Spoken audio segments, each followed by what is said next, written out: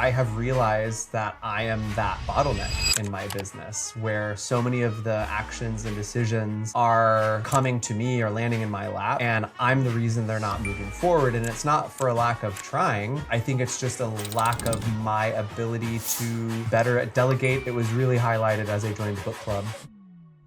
Welcome to Business Book Club Breakthroughs, the show where real owners share the books that have been moving the needle for their companies, but more importantly, how they're applying these ideas to create stronger foundations, better teams, and healthier margins. I'm Christin Cherry. I'm your business growth guide, and I help owners implement practical operation system so they can grow and scale with less chaos. What I love about these conversations is how relatable they get. Every single one of the owners you hear from have gone through the 6-week book club, maybe a couple of times, and they are sharing what clicked, their biggest takeaways, and how it's impacting their business today. So if you've ever felt stuck, overwhelmed, or like you're working harder and just not seeing the growth that you want, this episode's for you. So we have a guest with us today, Ian Ramirez. Ian is a venue coach, co-owner of the beautiful Madera Estates, which is a Spanish-inspired wedding venue here in Conroe, Texas, so just around the corner for me. And I have to add this in because I find this very interesting about you, Ian. You are a professional opera singer that has traveled the world. Yes, that's correct. That is amazing. That is My amazing. first career was in the world of opera. Yes. Well, Ian, welcome, and thank you so much for joining us today. Kristen, thanks so much for having me on the podcast. I'm looking forward to our conversation. Yeah, okay. So, Ian, you are a part of our book club, and there are probably, I'm guessing, certain things that you're trying to get out of, one, the book club, but more importantly, something that you want to get out of your business.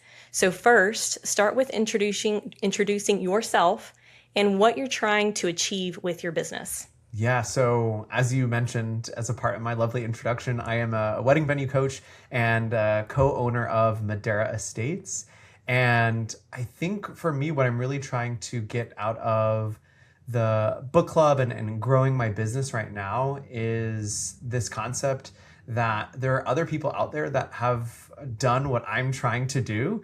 And I am, much like Christin and much like a lot of the listeners on the podcast, am very much a curious person. And I love to read and challenge myself. And so getting some ideas from other thought leaders, maybe not necessarily in my industry, because I think a lot of what we have been reading is applicable to many industries and even your personal life, even if you don't own a business. I think a lot of the lessons that we have read and learned about in the book club are so important for each and every one of us to hear. And so I think ultimately that was the big thing that I was hoping to gain out of being a part of this group and reading these books, is understanding who's done it before me and who's paved the way for me, so that I can, no shame in this, steal their ideas and steal what works, right? And I don't need to reinvent the wheel. And I think the other component, of course, being able to be in front of other entrepreneurs who are driven, who are like-minded, and who motivate me to get up each and every day and get out there and achieve my goals. And so that's a big part of the reason why I wanted to be a part of the book club. And I think the other element that I have been really taking away, and I'm sure we'll talk more about it in today's conversation, was really just getting honed in on getting a little bit of my time back and freeing up some of my time. So I think that is the big motivation for me. A little foreshadowing. I love it. So there is a certain problem you were facing before you came into this book. So we'll dive into the book in just a second. But tell me which challenges were really top of mind for you that you were hoping to solve when jumping into this next book? I think really the biggest challenge, to steal from the great Taylor Swift, "Hi, it's me. I'm the problem. It's me." And full transparency, I think I'm at a point in our business. Our venue is celebrating 14 years in business this September. I've been at the venue now 10 years, have been co-owner at the venue for going on 4 years now, and have started my coaching business about 5 years ago. And I think I have realized that I am that bottleneck in my business where so many of the actions and decisions are coming to me or landing in my lap, and I'm the reason they're not moving forward. And it's not for a lack of trying. I think it's just a lack of my ability to, I guess, better delegate, identify who are the people that can help me reach those goals at a faster pace. And it's not me selfishly trying to hold on to things and thinking I can do them better.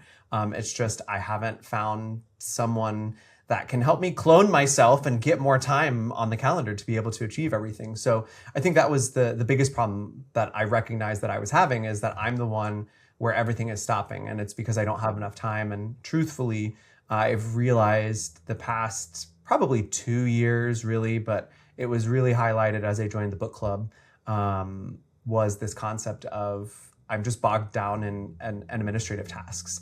And not that I'm bad at those tasks. I certainly can get them done. Every entrepreneur can. They have to at some point. But I think where we have grown our business at the venue, particularly, we're hitting 100 weddings this year, which is really exciting. And so being able to talk to those couples and deal with their accounts and administrative tasks is taking up a lot of my time and not allowing me to put my energy into the things that I'm really good at, put my energy into the things that really fill my cup and get me jazzed about coming to work every day. And so being able to, get some of those tasks off my plate, whether it's eliminating them altogether, delegating them, or just working a little bit smarter. So all of those tied in together are really the big problem that I'm experiencing right now. Yeah, man, those ring so true, I believe, for so many of us entrepreneurs. I hear you when you say it's not that I don't think that they can do it. It's just finding that right person. And many times what got us from point A to point B won't get us to point C, but that's a very uncomfortable place to be, right? It's the new, it's trusting a lot more than we ever have, and more so trusting our babies. Yes. The thing that is everything to us. We have loved on for so long, and is kind of a reflection of ourselves, like it's our reputation. So it is a hard thing to do. So Ian, we need to get some of your time back. Yeah. We need to delegate some things. You luckily picked up the book with us, did. Which was which book? Buy Back Your Time. Dan Martell, great book. Yes. Dan Martell, Buy Back Your Time, such an excellent one. We've gone through the 6 weeks of reading it together, and you are pulling so many great aha moments out of this book. Tell me, what's the one thing that clicked for you as soon as you started reading the book? I think it was really this aha moment that I need to hire an assistant, and realizing that having that person, that right-hand man or right-hand woman that can help take off some of those administrative tasks off my plate, whether it's inbox management or responding to some of my client emails, that was really the biggest aha moment for me, because I do waste, and I say that humbly, I waste a lot of time in those tasks and not really allowing me to focus on some of those larger maybe goals that I have to move the business forward, to move my coaching career forward.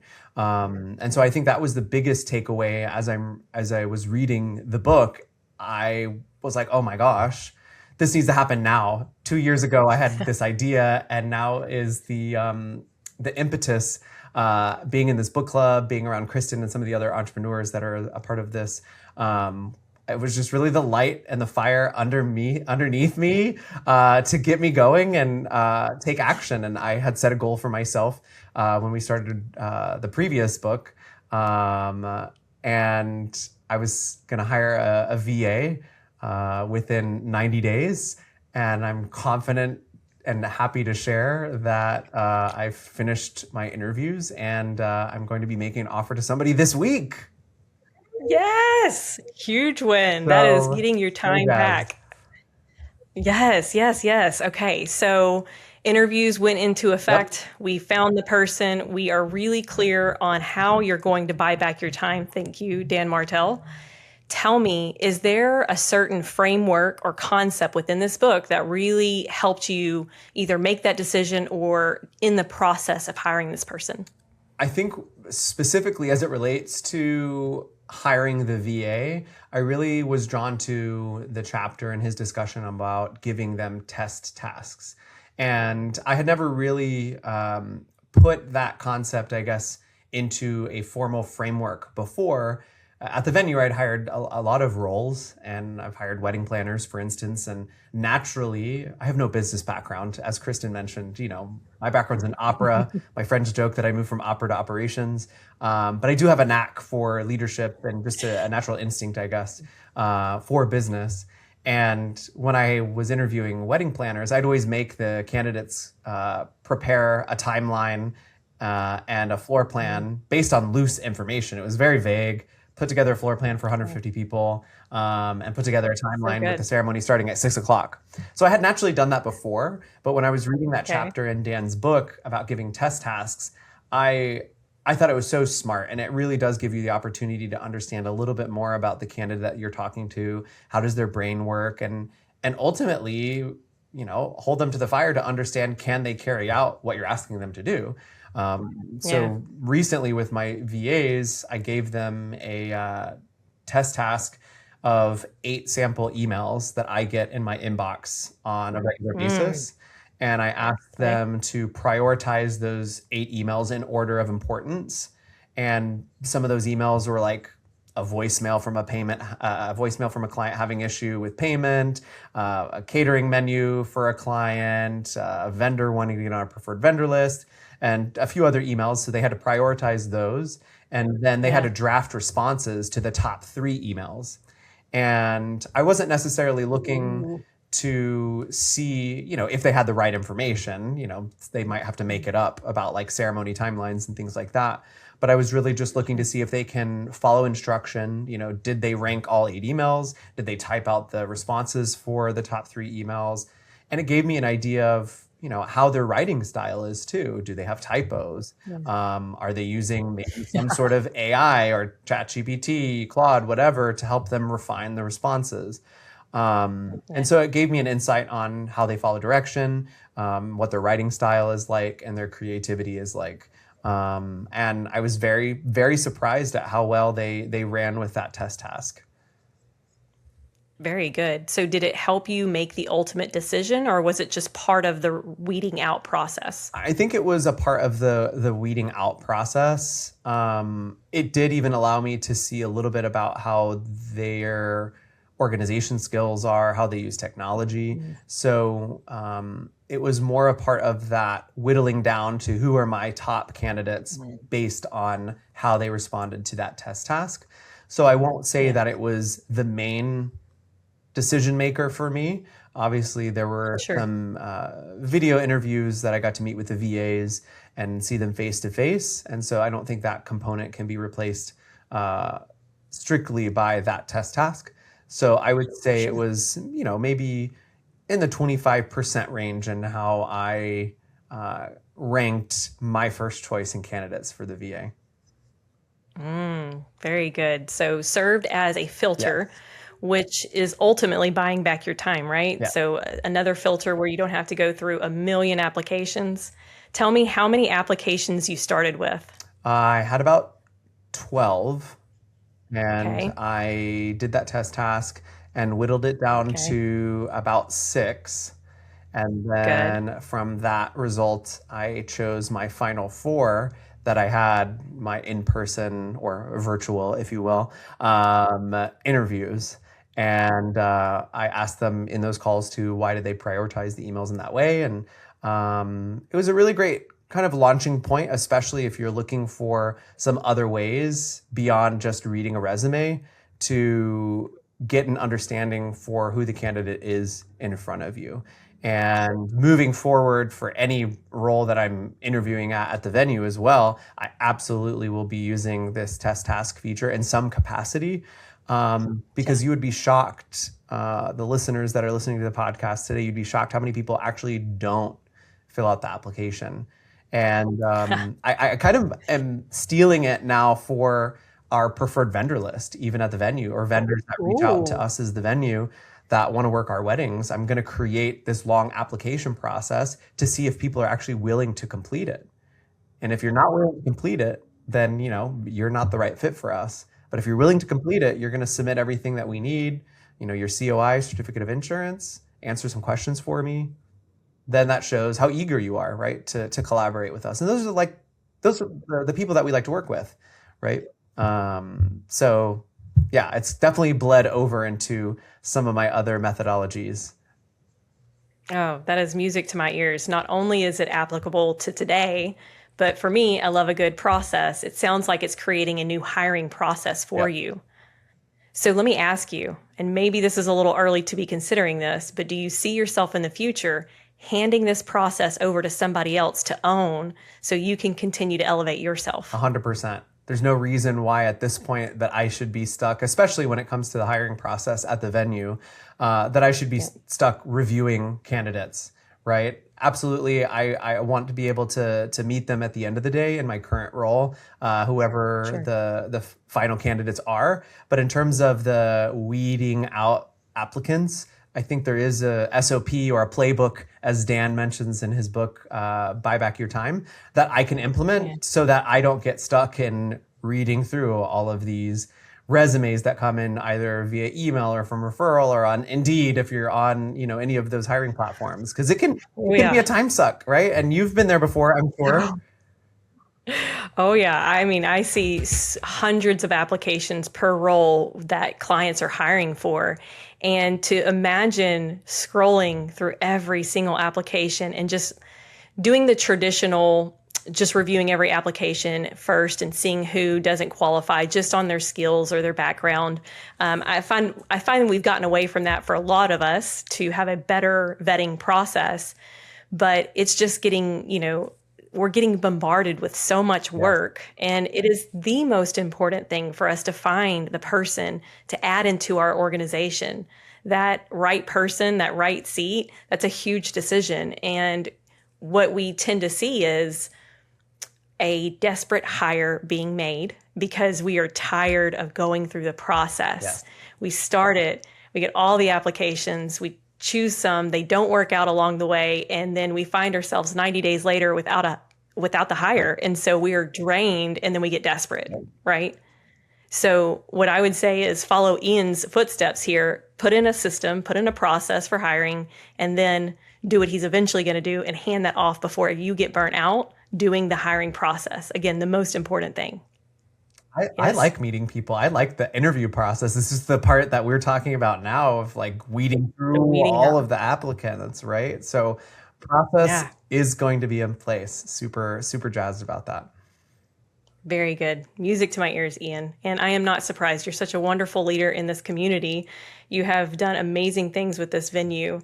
And so I would love to hear, what is one piece of advice that you have for the listeners that maybe relates to buying back your time, something you've experienced or trying out currently? What is the biggest thing that you want them to take away from today's listen? I think the biggest thing I want you to take away, beyond staying curious, getting on my soapbox for a little bit, continuing to challenge yourself, continuing to read, to surround yourself by people that are gonna challenge you and lift you up and motivate you to reach your goals. I think that's first and foremost one of the things that I want people to take away. But as it relates to the topic today in the book, Buy Back Your Time, I think really taking a little bit more control back and less of a passive stance on how I spend my time, how I use my time, who I'm spending that time with, has really been one of the big epiphanies for me in the past couple of weeks of being a part of this book club. And Dan talks about it in Buy Back Your Time in terms of his concept of the perfect week and the preloaded year. I am never going to reach my goals. Entrepreneurs in general are never going to reach your goals if you're actually not putting it down on paper. And this is going to sound so cliche, but even being a part of the book club recently has helped me get back into a workout routine. And I know that sounds so basic. People may be cringing and rolling your eyes, but it's so true. And I have really started implementing this concept of my perfect week and putting it in the calendar of like, hey, this is when I'm going to go to the gym. This is when I'm going to read my book every morning and have my cup of coffee. This is when I'm going to have, my office hours at the venue. So if my team has questions, they can come by, ask their questions, Yes. and not get those nagging questions throughout the day. I love my team. Of course, I always want to help them when they have questions, but trying to, build a little bit of that foundation, because if it's not on my calendar, I've realized I'm never going to do it. And so proud to say, since I've been in the book club, I've been back in my workout routine 5 days a week, which is amazing. And reading my books. I've read 4 books in the first quarter of the year, which is incredible. A lot in part due to the book club with Christin and some other amazing entrepreneurs here in our community.